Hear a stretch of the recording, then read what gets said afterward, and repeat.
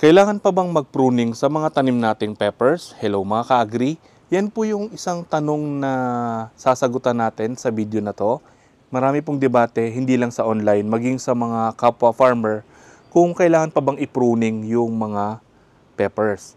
So in this video, hihimay-himayin po natin, ipapaliwanag namin sa inyo kung para saan yung bawat pruning para mas maintindihan natin kung kailangan pa bang mag-pruning o hindi na. Coming up.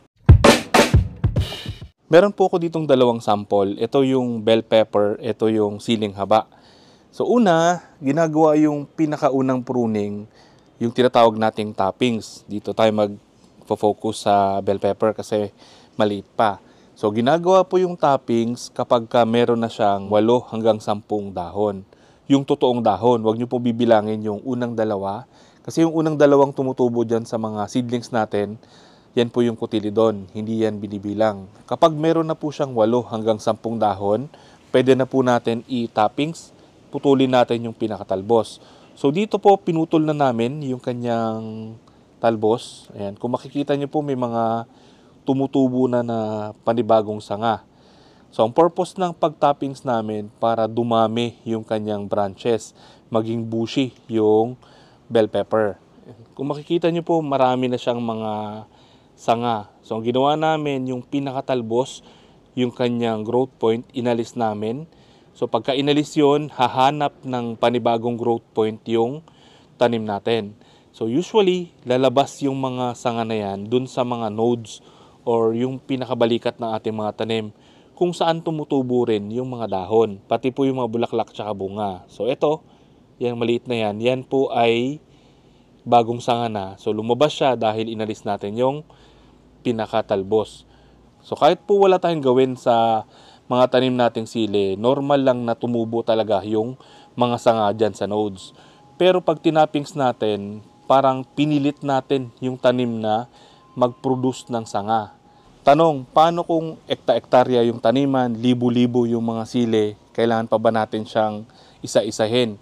So, ang sagot po dyan, nakadepende na sa farmer na nagtatanim. Kung kaya niyang tiyagaan, mas maganda, pero yung iba po hinahayaan na lang nila na tumubo yung mga sanga.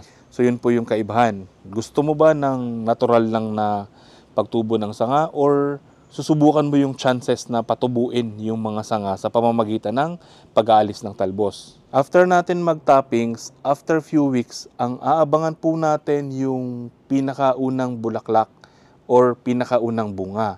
Pag tumubo na po yun, kailangan natin siyang alisin para mag-concentrate muna siya sa pagpapalago ng kanyang ugat, pagpapalago ng kanyang mga dahon. Sa ganung paraan, mas matibay at tatagal yung ating mga tanim. Again, paano kung libo-libo na naman yung inyong mga tanim? So, nasa sa inyo pa rin yun kung kaya nyo siyang tiyagaan na alisin. Kung hindi naman natin siya aalisin, walang problema po doon. Ang tawag po ng iba dun sa unang bunga ay eat fruit. Next, na ipupruning natin yung mga dahon po sa lower part, dahon tsaka mga sanga.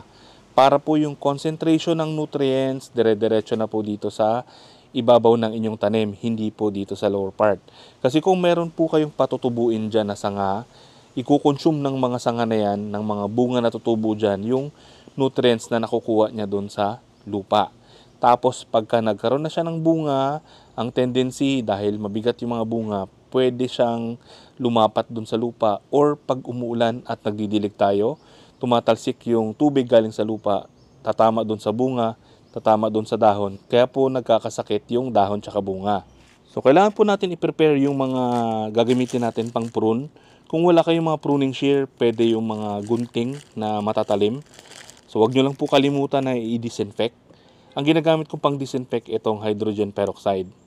So naglalagay lang ako sa bulak tapos pinupunasan ko po yung pinakatalim ng gunting.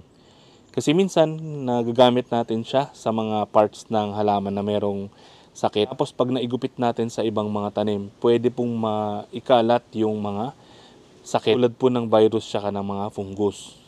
Ang ginagawa po nung iba, hinahanap nila yung pinaka-junction kung saan po nagkaroon ng mga malalaking sanga. So tulad po dito. So ito yung pinaka main junction natin kasi malalaki yung tumubo na sanga. Nagkaroon siya ng 3 mula po dito.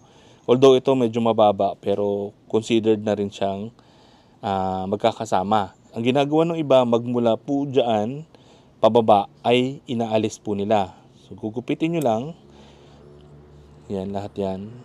Alisin nyo lang mga dahon, mga sanga. Tapos ito pwede natin i-experiment, pwede natin siya i-water propagate. May natry ako last time, nagkaroon po siya ng ugat nung binabad ko sa tubig. So baka pwede natin siyang gawing planting material tulad ng sa kamatis. So alisin nyo lang yung mga dahon, tapos ibabad nyo na sa tubig. So dahil naalis natin yung mga dahon, sanga dun sa lower part, yung nutrients makakaakit na po dito sa top portion ng ating sili. So lalaki yung mga bunga ng inyong mga sili. The next part po ng pruning, yung pag-aalis naman natin sa may mga sirang dahon, may mga sakit, may mga insekto. Yan po yung aalisin natin para hindi kumalat sa ating tanim. Napakabilis po kasing kumalat ng mga sakit. Pwede silang mailipat ng hangin, pwede silang mailipat ng mga insekto pag dumapo dyan sa mga dahon na may sakit at lumipat sa ibang mga dahon, nadadala nila yung mga virus, yung mga fungus, kaya kumakalat yung disease dun sa ating garden. Then yung mga pinag-alisan po natin, huwag nyo siyang ikakalat, kailangan ibaon natin or sunugin para hindi siya kumalat dun sa inyong area. Again, kahit hindi natin alisin yung mga sanga dyan sa lower part, pwede pa rin dumami yung bunga ng inyong tanim. Depende po yan sa pag-aalaga, depende po yan sa klase ng seeds na tinanim natin. Kung yan ay hybrid, marami talaga siya magbunga. Tapos depende rin sa abono na ibibigay po natin. So para dumami yung mga bunga na yan, kailangan natin mag-apply ng fertilizer na mataas po sa potassium. Yung potassium, yan po yung nagpapadami ng bulaklak at nagpaparami ng bunga. Tapos, huwag niyo pong kalimutan, laging samahan ng calcium. Kasi yung calcium po yan yung nakakatulong para hindi basta-basta malaglag yung mga bulaklak na yan, lalo na po yung mga bagong sibol. At nakakatulong din siya para hindi malaglag itong mga bunga. Plus, tumitibay yung ating tanim kasi kumakapal po yung cell wall. Yung iba po nakaka-experience na marami namang bulaklak yung kanilang tanim pero ayaw pong tumuloy ng bunga. So pwedeng nababasa ng ulan or tubig yung mga bagong sibol, nasisira yung mga pollen kaya hindi po nabubuo. Or kulang din sa pollinators, baka dun sa lugar nila ay nag-i-spray ng mga insecticide. Kasi po itong mga insecticide, pesticide, wala po silang pinipili. Pati yung mga beneficial insects, yung mga kakampi nating kulisap, nadadamay pag nag-i-spray tayo ng mga chemical. Last part ng pruning, kung gusto pa natin na lumago or kumapal pa yung ating tanim, pwede nyo pong alisin pa yung mga talbos dyan sa dulo para magsanga siya na magsanga. So mas marami pa rin ibubunga yung mga tanim natin. So mas maraming sanga, mas marami pong bunga yung ating mga tanim.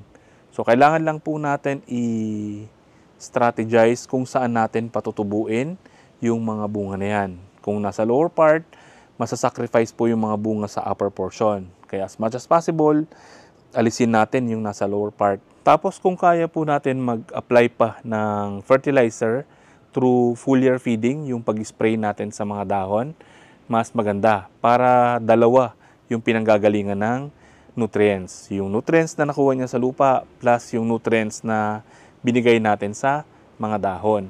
Sana po nakatulong yung information na to tungkol sa pruning ng mga peppers.